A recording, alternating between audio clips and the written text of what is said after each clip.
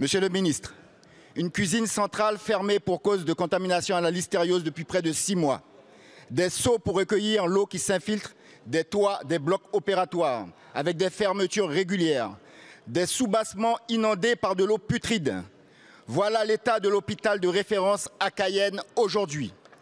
Et c'est dans cet équipement délabré, qui subit des avaries à répétition, qu'il est prévu d'implanter un centre hospitalier universitaire régional. La nécessité d'un CHRU en Guyane ne fait absolument pas débat et sa mise en place en 2025 ne doit pas être retardée. Mais, vous le savez, compte tenu du sous-dimensionnement du site et de l'état de vétusté de l'hôpital actuel, poursuivre dans la voie de la réhabilitation est une impasse qui ne permettra jamais de le mettre au niveau d'un hôpital universitaire digne et efficace. La Guyane est le plus grand désert médical de France, à peine 150 médecins de ville, dont la moitié proche de la retraite. Selon l'INSEE, notre population passera de 329 000 personnes en 2023 à 574 000 en 2040, sur un territoire totalement isolé.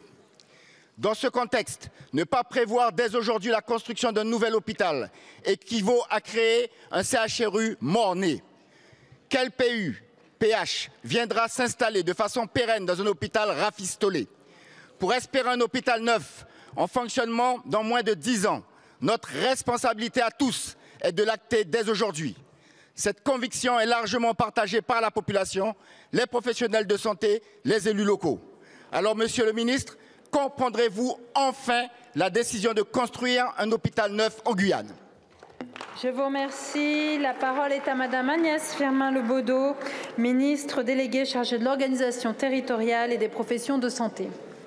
Merci Madame la Présidente, Mesdames et Messieurs les députés, Monsieur le député de Castor. Tout d'abord, excusez François Braun qui est actuellement aux côtés du Président de la République et de Pape Ndiaye pour des mesures et des annonces importantes en termes de prévention et notamment en termes de vaccination contre le papillomavirus dans un collège à Jarnac.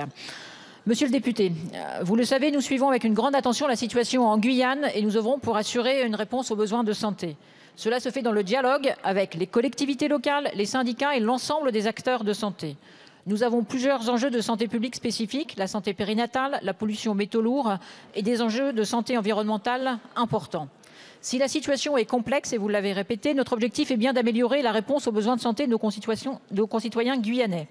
Tout d'abord, par la création de 3 hôpitaux de proximité pour couvrir les zones les plus isolées du territoire d'ici la fin de l'année 2023.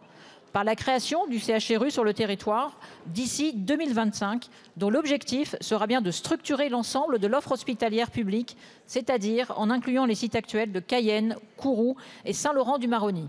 Pour y arriver, les services de l'État se mobilisent massivement pour accompagner l'ensemble des étapes de cette construction de CHU.